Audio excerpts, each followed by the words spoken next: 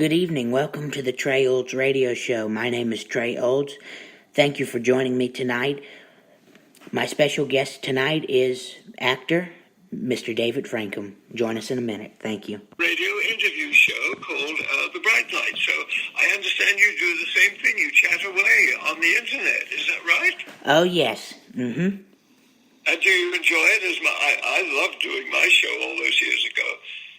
I love doing it too. I've been doing it for 6 years so far. So good for you. Wow, yeah. Okay, We're open for anything, and I'll let David talk, and if he forgets something, I'll spark his memory here. Trey, I call Jonathan is my best friend, and I've known him for years, and I call him my creative colleague because actually we have done some professional things together. We've done an audio commentary on one of my movies with Vincent Price called Master of the World, and we're in the middle of doing an audio commentary now on my latest gig and Jonathan's too. It's an animated feature version of The House of the Seven Gables. And while the director was here in Santa Fe visiting with us, the three of us did an audio commentary. So that's coming out quite soon. So Jonathan really does, we cooperate with each other professionally. Well, that's good. Yes, indeed, yes. So fire away. Anything you want to know, I'd be happy to tell you. Okay, well, my first question is, how did you become an actor? What sparked your interest in becoming an actor? A marvelous actor, long gone, I'm afraid, named Laird Krieger. And I don't know if you're familiar with Laird's work. He was under contract to Fox from 1940 when he died quite suddenly and tragically in 1944. I was 18, I saw The Lodger, his interpretation of Jack the Ripper, and it absolutely devastated me. And I decided, although I was studying for architecture then at 18, okay, I've got to be an actor somehow. So it's thanks to Laird Krieger that I decided after several years, being in the army because World War II was on, and also the BBC then came up for 7 years with them. And then I finally decided, no, I have to give all this up. I had a very successful show. I've got to be an actor. So the heck with the successful BBC show.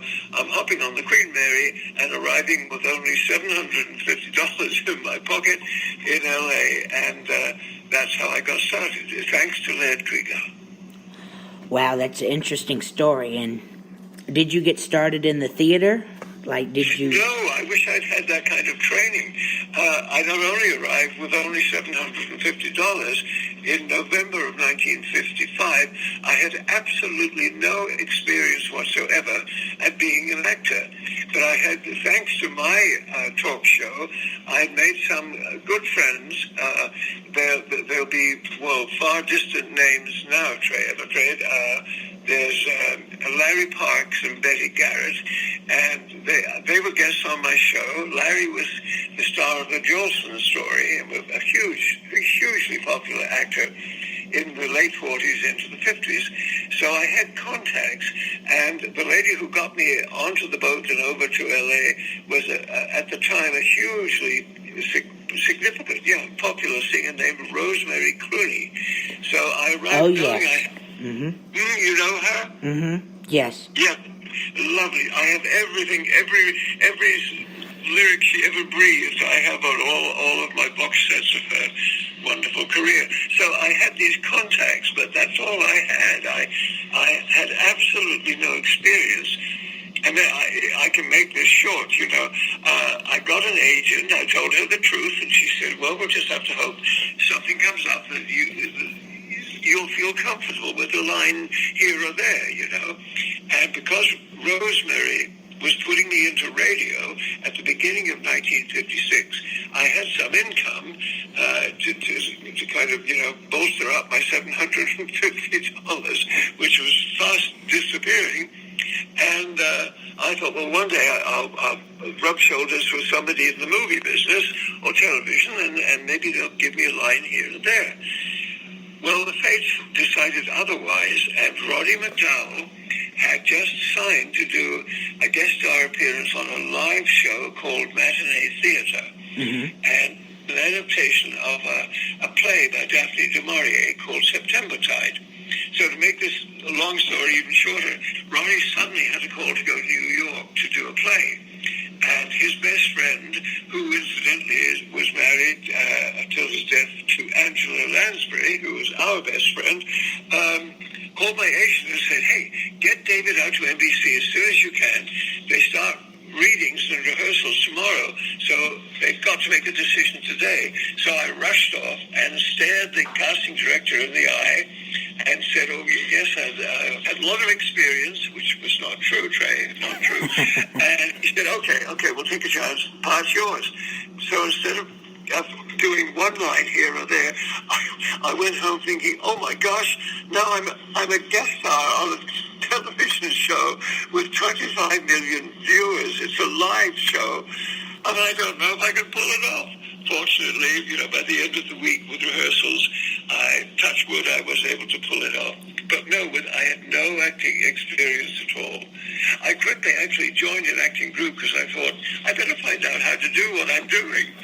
And about a year later, I felt fairly experienced with study, with this wonderful acting group that included people like Shirley Knight. I remember working with Shirley in this group. So by then I felt, sort of seasoned. But all my life I've wished that I'd had the training, the background, the experience in theatre. But unfortunately, other than one appearance at the Pasadena Playhouse in 1960, that was the only time I trod the boards, as they used to say. Yeah. I love theater. I've done a few stage plays myself, and it is interesting. Well, I think, you get feedback from an audience right away, and you have to know the whole darn plot, once the curtain goes up, you can't do retakes. So I would have loved all that pressure, which I think makes a seasoned actor, but I never had that. Yeah. Well, there's still time. You could do a theater show. Well, I'm assuming I celebrated my 93rd birthday a few days ago, but sure, somebody asked me, I'm ready. What is the most difficult part or the most challenging part about being an actor?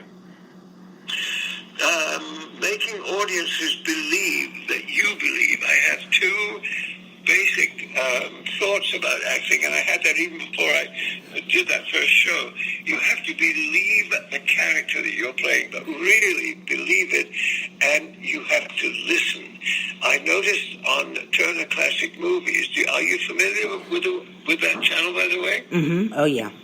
Okay, Eli Wallach was talking a couple of weeks ago about acting, and he said, for me, acting is listening. And I agree. He said, you can't just be staring at an actor waiting for him to shut up, and then that's time for you to say your line. You've got to listen to what he or she is saying, even if you've heard it half a dozen times in rehearsal. So for me, belief and listening are the two essentials for me. Whenever I got a script, I've got to believe that I am this character, and I've got to listen to what the other actors are saying to me. Yeah. In order to be a character, you have to have that process to become that character. That's right, yeah. I mean, some of them were pretty dastardly, I was a serial killer, and it's hard to psych yourself into being a serial killer when the director says action, but you somehow got to do it. You simply got to make yourself believe. Because if you do, viewers or a theater audience, they'll believe too. Yeah. Have to make it realistic for the audience. That's right, absolutely, yeah. And in order to do that, you have to believe, yeah. Mm-hmm. Do you have any upcoming projects in acting? Do you have any? Yes, I do. Actually, I'm happy to say, again, I nod here to Jonathan, who has written a wonderful screenplay about the Civil War time. It's called Johnny Has Gone for a Soldier. A short film, and it deals actually very seriously with racism, and just briefly, the character, Jonathan has written a wonderful part for him. So, as a returning soldier whose one leg has been shot off. So now we'll find out how actors who pretend to have one leg manage to achieve that. And I'm going to be an Appalachian hillbilly. I'm also blind, which is a nod to me, actually, Trey, because I do have limited vision. I have macular degeneration. And I'm also a witch. And so my character and my wife, the two of us are witches, and by the end of the short film, we convince this racist soldier to treat the black people on his plantation with respect. And so we don't know when this is going to happen. The money is being put together, and we're on a search for the lady to play my wife, who will be my co-witch and my wife. She has to be, we feel, for commercial reasons, a name, someone that an audience would go to see, or viewers would buy the DVD of it. So we're on the search for somebody who is roughly my age and currently at work, and so we'll keep you posted about who it turns out to be, because when it does, then we can go into action and film it here, hopefully in the fall this year, here in New Mexico. Wow, that sounds like a very interesting story. Oh, yes, I mean, it's going to be a great challenge for an old Brit like me to be an Appalachian hillbilly. He's been listening to episodes of The Twilight Zone with some of the Southern stories from that old classic series and learning the accent. He's doing pretty well. I think I'm doing quite well, Cross your fingers. Cross your fingers, yeah. Yeah. Yeah, that's what I do because I've done theater acting and voice acting, and I have to look at other television shows or movies to give me inspiration for that character I'm playing. And, yes, of course, yeah. There's a funny story where they say all the great actors steal from everybody else, and I ran into, actually, it was at a Disney event where David was speaking. This was probably about 4 years ago, and Dick Van Dyke was there, so I ran into Dick Van Dyke. Oh, wow. And I said, well, I was just in a play where I played a doddering old man, and I stole everything from you. And Dick Van Dyke said, that's okay, I stole it from someone first. Yeah, everybody did. Yeah, we all do. We learn from great actors. Yeah, sure, inspiration, Yeah, I've talked to Dick Van Dyke. He's a very nice man. That's what good, yeah. Yeah, but when I do characters, I have to have a certain aspect of me. Like you said, for your witch character, he was blind. I have eye trouble, too. I'm colorblind. And, are you really? Oh, gosh, I'm sorry to hear that, Trey. Gosh. It's okay. But, but most characters, not most of them, but some characters, when the opportunity comes, I can apply that, the colorblindness to a character like that. And it's really interesting to me because it's realistic to me, and it can become more realistic to the audience. Of course, absolutely, I agree, yes. Yeah. Do you have any other advice for people who want to get into acting? Do you have any other pieces of advice? Well, I would want to say to anyone who wants to be an actor, get training if you can, which I couldn't. War was on, I was sent off to India and Malaya for 3 years, so I could never have indulged myself, my ambition to be an actor, by joining a theater group. I had to, fight for my country for 3 years.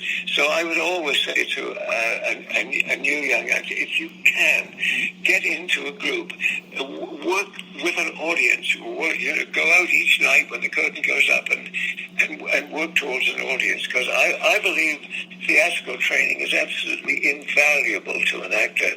I was just very lucky that without my training, NBC accepted me in that first matinee theater, and they actually gave me 5 more to do. And during that time, as I said earlier, I was studying and with a group.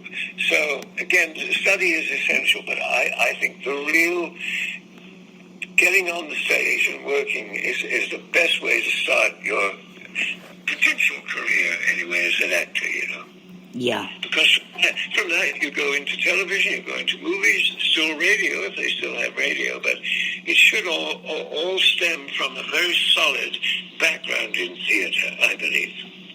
Yeah, that's how most people start out in theater. That or radio or voice drama. Right. Yes.